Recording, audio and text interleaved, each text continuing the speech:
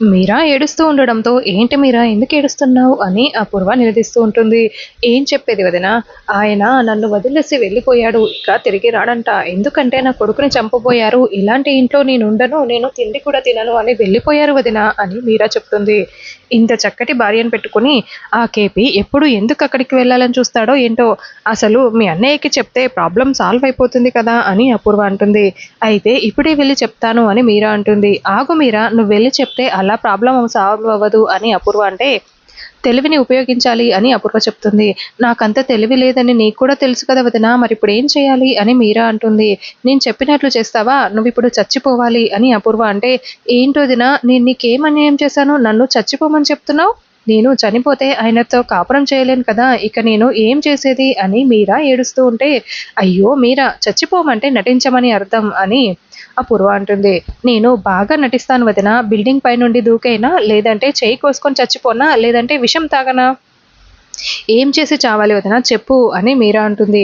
అయ్యో మీరా, నేను నటించమని చెప్తున్నా, నిజంగా చనిపోమని చెప్పట్లేదు అని ఉరి వేసుకోమని ఐడియా ఇస్తుంది. అయితే ఇప్పుడే వెళ్ళి వేసుకుంటాను అని మీరా వెళ్తూ ఉంటే, ఇది కేవలం నటన మాత్రమే, గుర్తుంది కదా అని అపూర్వ అంటుంది. అలాగే వదినా అని ఇక గదిలోకి వెళ్ళి చీరతో ఉరి వేసుకుంటూ నటిస్తూ ఉంటుంది.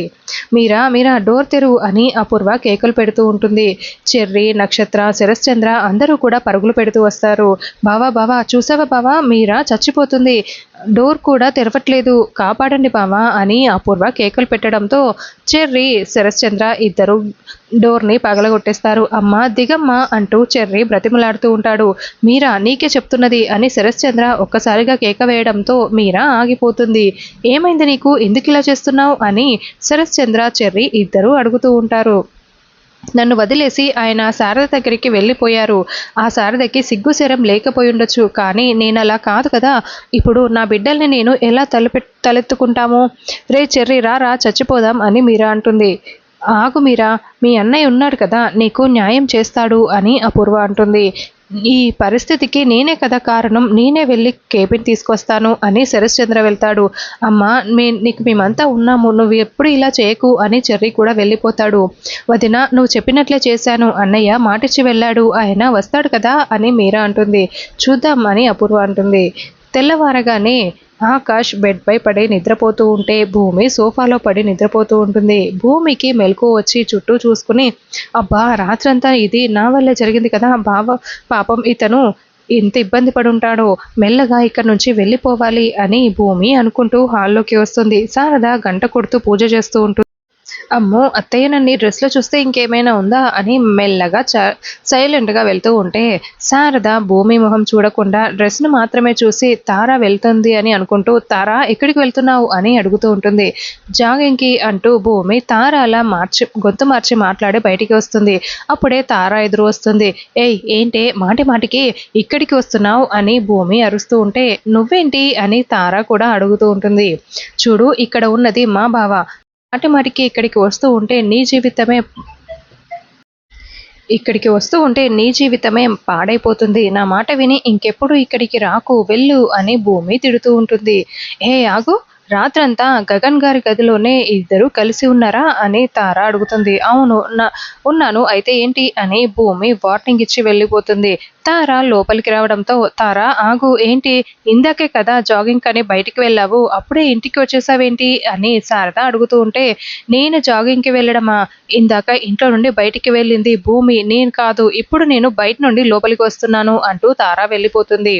భూమి అని చెప్తుందేంటి, అసలు భూమి ఎందుకు వస్తుంది అని శారద అనుకుంటూ ఉంటుంది. తార నేరుగా నిద్రపోతున్న ఆకాష్ దగ్గరికి వచ్చి గగన్ గారు అని పిలుస్తూ ఉంటుంది. ఇంకా ఆకాష్ లేవకపోయేసరికి ఒక గ్లాస్ వాటర్ తీసుకొని వచ్చి మొహాన కొడుతుంది. లేవండి గగన్ గారు, ఆ భూమి మీరు ఇద్దరు రాత్రంతా ఒకే గదిలో ఉన్నారా అని తార అడుగుతుంది. అవును ఉన్నాము, అయితే ఏంటి అని ఆకాష్ అంటూ ఉంటాడు.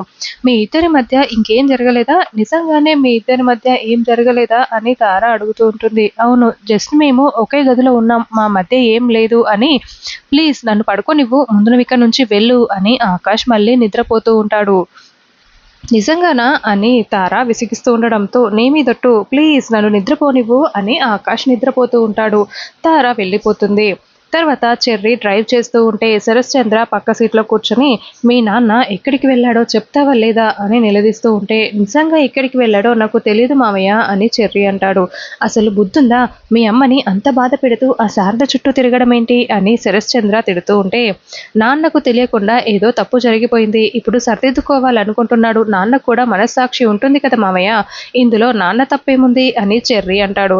భలే వెనకేసుకొస్తున్నావే, అయినా మీ అమ్మ గురించి నువ్వు ఆలోచించవా? నేను ఫోన్ చేస్తూ ఉంటే మీ నాన్న ఫోన్ కూడా తీయట్లేదు, నువ్వు ఫోన్ చేసి ఎక్కడ ఉన్నాడో అడిగి తెలుసుకో అని శరశ్చంద్ర అంటాడు.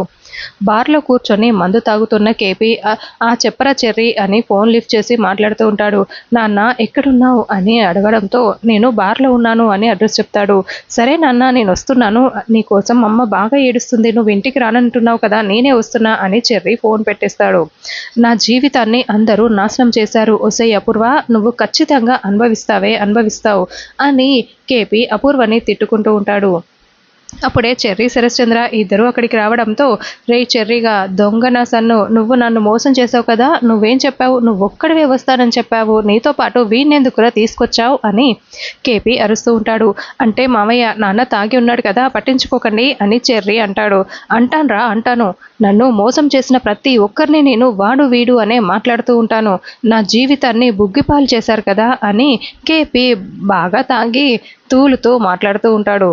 చూడు కేపీ నీకోసం మీరా ఏడుస్తుంది, రా వెళ్దాం అని శరశ్చంద్ర అంటే మీరా ఏడుస్తోందా, అక్కడ శారద ఏళ్ల తరబడి ఏడుస్తూనే ఉంది, మరి శారద గురించి పట్టించుకున్నారా?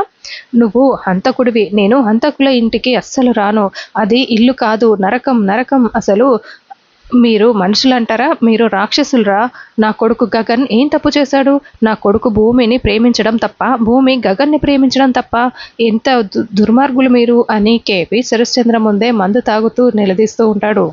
చూడు కేపీ నా మాట విను, అక్కడ మీరా ఏడుస్తుంది, రా వెళ్దాం అని శరశ్చంద్ర మర్యాదగా చెప్తూ ఉంటాడు. రే ఏంట్రా నీ చెల్లి ఏడుస్తుందని ఇప్పుడు నన్ను తీసుకెళ్ళడానికి వచ్చావు, నా శారద ఎప్పటి నుండి ఏడుస్తుంది, నా కొడుకు ఎంతలా బాధపడుతున్నాడు, నా కూతురు ఎంతలా బాధపడుతుంది, వాళ్ళ ఏడుపులు నువ్వు పట్టించుకోవా, నీ చెల్లి ఏడుస్తుంటే సరిపోతుందా, నీ చెల్లి ఏడుపు మాత్రమే పట్టించుకుంటే వాళ్ళ ఏడుపుల్ని నువ్వెందుకు పట్టించుకోవట్లేదు, నీ చెల్లి నీకు ముఖ్యమైతే నా భార్య, నా కొడుకు, నా కూతురు నాకు ముఖ్యమే కదా అని కేపీ నిలదీస్తూ ఉండడంతో నాన్న అందరూ చూస్తున్నారు నాన్న, ఇప్పుడు వద్దు నాన్న, గొడవద్దు నాన్న, రా వెళ్దాం అని చెర్రీ బ్రతిమలాడుతూ ఉంటాడు.